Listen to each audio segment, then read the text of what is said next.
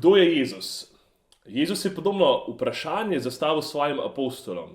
Kaj ljudje pravijo, kdo sem? Kakor da bi hotel narediti med ljudmi javnomnenjsko raziskavo.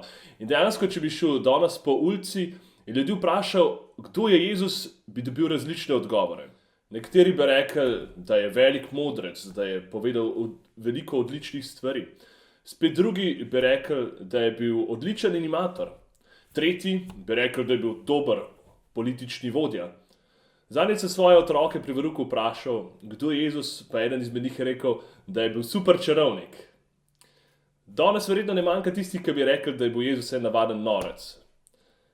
Za nas kristjane je Božji sin. Ampak glavno vprašanje, ki ga je Jezus postavil apostolom in ga postavil pravzaprav vsakemu izmed nas je, kaj pa vi pravite, kdo sem? Kdo je Jezus zate?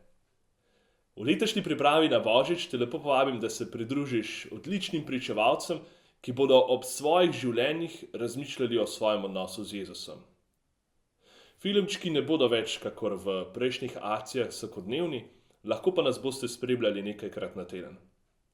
Zato se nam pridružite na Facebooku, Twitterju, YouTubeu, na televiziji Exodus ali pa kar na naši domači strani pridi.com in v tem adventu skupaj z nami raziskujte, kdo je Jezus zate.